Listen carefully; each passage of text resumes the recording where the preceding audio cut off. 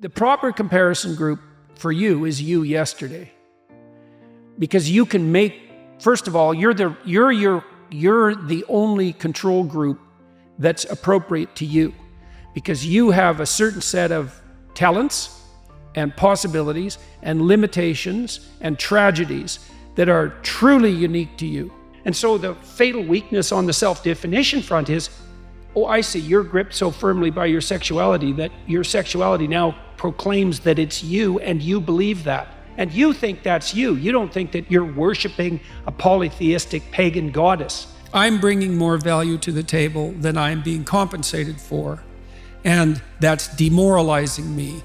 And it's also not good for you being my boss, because if I'm actually more valuable than is being recognized, then the fact that you're not valuing me properly.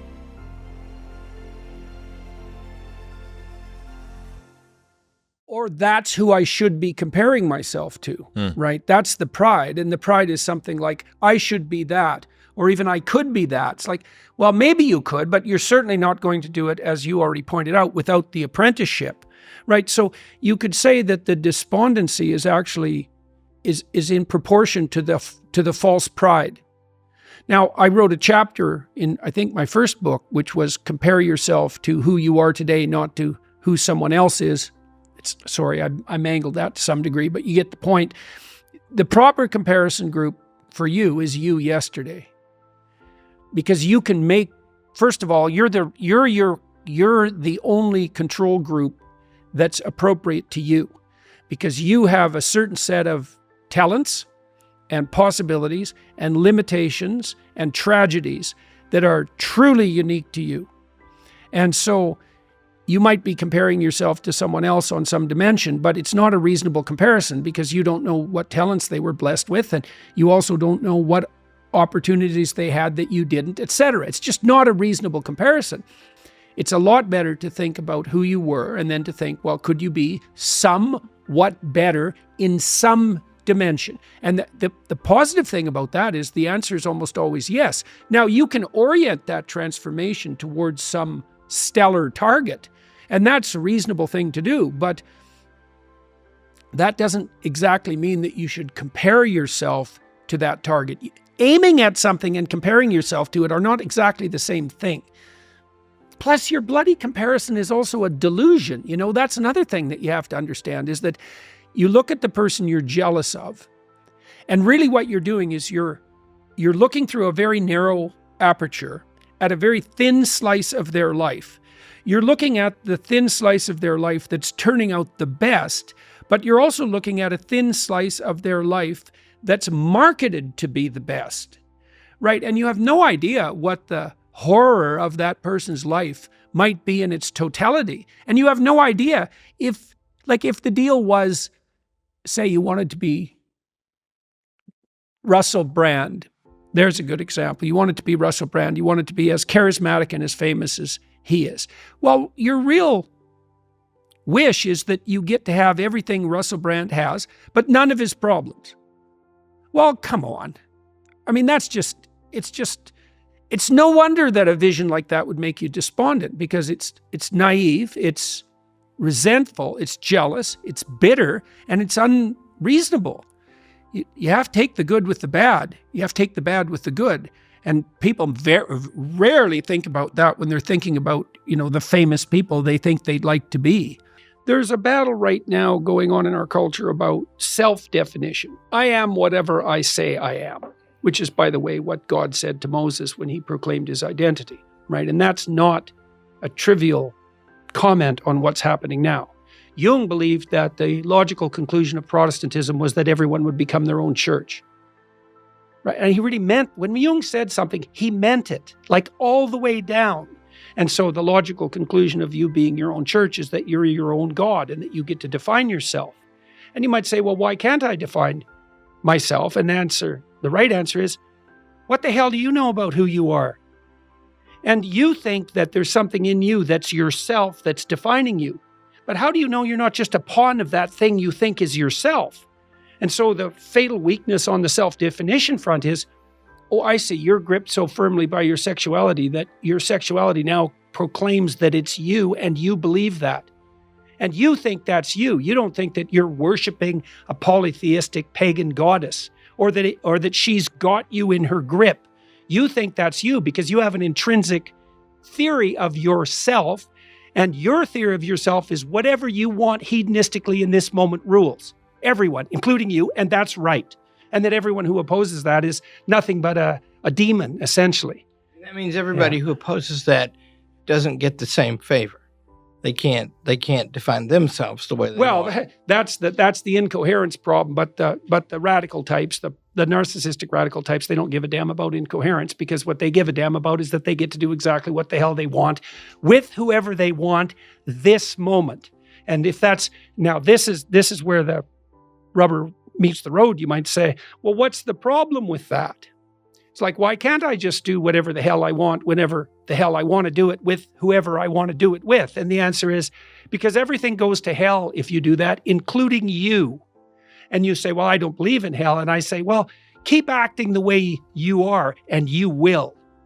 Right, for sure. Now, everyone with an ounce of sense, an iota of sense, and this is actually what defines sense, knows perfectly well if they only do exactly what they want to do in accordance with the whim of the moment, which then becomes their God, right? Because if you're motivated by the whim of the moment and you place that above all else, that is now your God. Well, what's the God? Well, in this case, let's say it's sexual motivation. Well, if sexual motivation is your God, you will end up in something indistinguishable from hell, because you will misuse other people. You will make them objects of your own narrow and immediate desire. And you'll have no relationships. You'll exploit everyone, including yourself. And that's no way to live. Well, why is that no way to live? You're just moralizing. It's like, no, live like that for 2 years and find out what happens. No one with any sense will want to be within 20 feet of you. And that's because you'll do nothing but exploit, and the thing you'll exploit will include that higher self whose existence you don't even imagine, right? Because you've already subjugated yourself to the immediacy of your idiot whim. And the people who identify themselves on sexual grounds do that all the time. My paramount feature is who I'm sexually attracted to. It's really, that's your paramount feature, is it? That's your definition of your intrinsic self. To call you primitive is an insult to primitive people. Make a plan, man. So when I was doing my clinical work, which I did a lot of career work with my clients, both at a beginner level, I would say, like really a beginner level, with people who had no employment whatsoever, no history of employment, who were undereducated and who lacked every skill you could possibly imagine. So these were people who were really in dire straits, up to people who were operating at the top of their profession, but who could still strategize forward. And so, for example, let's say you're at a dead end in your job. Okay, so I don't find my work meaningful. All right, so that's a problem statement. It's like, well, why not? I find the work I do repetitive and boring and without spirit. I have a bad relationship or a neutral relationship with my boss who doesn't know who I am. I have problems with coworkers. All of that needs to be differentiated, right, and analyzed in detail. So we might say, for example, let's say you believe that you're undervalued at work, and maybe you are.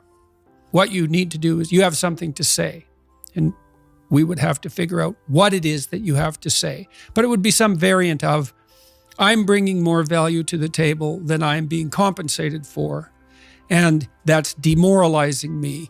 And it's also not good for you being my boss, because if I'm actually more valuable than is being recognized, then the fact that you're not valuing me properly means that I will become demoralized, I won't work properly, and you won't get the best out of me. So it's bad for both of us. And if your boss is in principle not amenable to such a discussion, then what you should seriously consider doing is finding another job. Okay, so let's say we're going to set you up for this. Okay, this isn't like next week's enterprise, man. This is your life. So the first thing I would ask is, well, do you have your resume or CV in order? Well, I haven't typed it up for 3 years. Well, what do you think about bringing it up? Well, I'm pretty nervous about that because there's some holes in it. And, I didn't do so well in college and I'm kind of embarrassed about my resume. It's like, okay, bring it in. Let's go through it. Let's Let's at least update it. Let's look where the holes are. Let's look at where the inadequacies are as far as you're concerned, right? This isn't my judgment, it's your judgment. Let's walk through those judgments and see if they're warranted, because maybe you're just too guilty and ashamed and self-conscious and anxious, and you're looking at your resume more critically than someone else would. And maybe there's some holes that you need to rectify. You know, you were 2 courses away from your BA and you dropped out or something like that. Well, maybe we need 6 months to address that. And at least, even if you can't be fully educated, you could be taking some courses online. And so when you went to a new job interview and they said, what about this hole? You'd say, well, I came to terms with that 6 months ago, and in an effort to rectify it, I'm taking the following courses, and here's my plan for completion. That's a really good answer. And anyone with any sense who's interviewing will accept that as an indication that although you're not perfect, and who is, that you have a good plan and that you've thought it through. Like, that's the kind of answer that in all likelihood will cement your candidacy for the position. Okay, so now you're going to go to your boss. Well, you have to have your CV and your resume in order, and you have to be able to stand on it solidly, and which at least means that you're prepared to address the inadequacies in a credible, realistic, believable, and truthful manner. All right, now what you do is apply for like 10 jobs. You don't have to take them, but maybe you have to go to an interview or 2 or 3 or 4, and maybe there's a bunch of opportunities out there for you that you didn't even know about. And maybe someone offers you a job. And so now you can go to your boss and say, here's the situation I'm in here at work. Here's my evaluation of the problems in relationship to me. Here's what I could do for you if you gave me a 40% raise and the opportunity to progress, but I'd like to see a plan for that. And I've been looking for other opportunities before conducting this discussion, and I have some. Well, then, if your boss treats you with contempt at that point and doesn't listen, then perhaps he or she is a little more narcissistic than might be optimal, and it's time to find a new job. But this isn't something you do trivially. And so when you're doubtful, say you're trapped, you ask yourself, well, why am I trapped? And that's a hard question, right? Because some of it's your own inadequacy, a lot of it. And all of the part of it that you can deal with is your own inadequacy. So even if it's unfair, even if you're hemmed in for any number of reasons, inappropriate, like ethnically predicated oppression, let's say, or maybe you're in a workplace that really is sexist in some fundamental sense. Well, that's not good. It's not just. It's not fair. It's not meritorious. All of those things. And maybe you shouldn't be there. But what you can do to begin with is every bloody thing you possibly can do to put yourself in the most virtuous and powerful negotiating position possible. And you have to think like a snake in some sense to do that. You got to get the details right. You have to be prepared to bite, and you have to have your eyes on the prize, so to speak. And people aren't taught this sort of thing ever, really. They're not taught how to negotiate. They're not taught how to goal set. They're not taught how to conceptualize appropriate success in some broad sense. In some sense, that's what the humanities are supposed to teach people.